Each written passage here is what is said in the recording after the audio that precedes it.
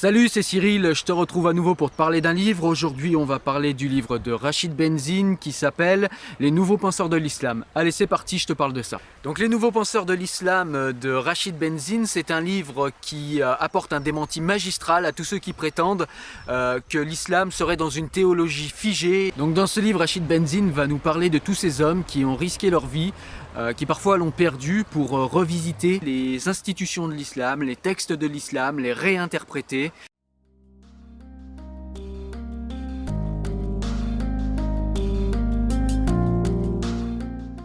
Donc malgré la différence de pensée qu'il y a entre tous ces acteurs, tous ces penseurs de l'islam, Rachid Benzine leur trouve quand même un dénominateur commun. C'est que contrairement aux islamistes, en fait, ce sont des intellectuels qui se sont toujours intéressés aux sciences sociales, aux sciences de l'humain. On a par exemple Abdelkarim Sorouche qui a étudié la philosophie des sciences, ou à l'image de Nasser Abouzayed qui a étudié la linguistique, l'anthropologie, la sociologie et l'herméneutique. Ces penseurs-là se sont toujours trouvés dans une catégorie bien distincte de celle des oulémas ou de celle des islamistes.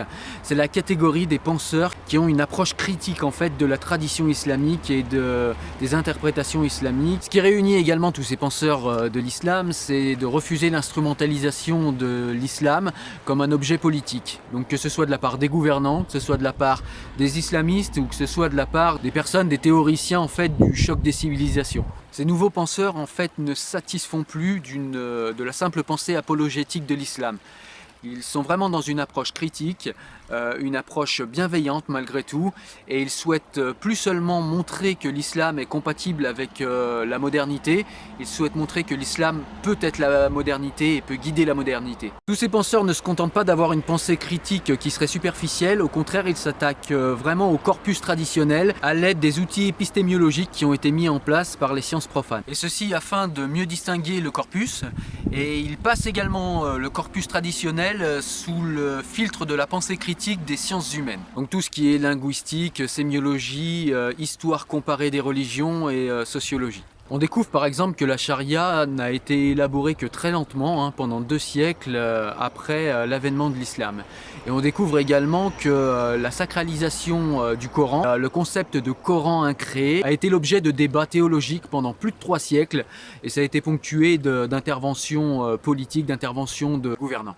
Il se propose également d'avoir l'ambition énorme de rendre compréhensible à notre esprit moderne et à tous les esprits modernes le corpus traditionnel et le texte du Coran évidemment. Rachid Benzine nous montre bien que les nouveaux penseurs, tous ces nouveaux penseurs ne se contentent pas de nous rejouer l'ultime combat islam versus modernité.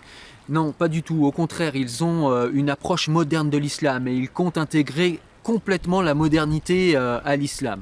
Et c'est ça qui est particulièrement intéressant et qui selon eux va permettre de faire en sorte que les pays à majorité musulmane déjà évoluent beaucoup plus rapidement au niveau de leurs mœurs et s'inscrivent pleinement dans une modernité qui est la leur et dont l'islam fait partie. Ça va permettre également à toutes les personnes ici en Occident qui ont une vision ou orientaliste pour les occidentaux que nous sommes ou une vision fantasmagorique de la tradition islamique, de pouvoir évoluer également sur ces questions et de ne plus avoir à choisir en fin de compte entre la modernité et l'islam et de vivre son islamité d'une manière moderne et d'une manière culturellement adaptée, puisque évidemment la société actuelle ne ressemble pas beaucoup à la société mécoise du 7e siècle. Voilà, donc j'étais là aujourd'hui pour te présenter le livre de Rachid Benzine, Les nouveaux penseurs de l'islam, un livre qui est sorti en 2004 chez Albin Michel, donc il y a un peu plus de 10 ans.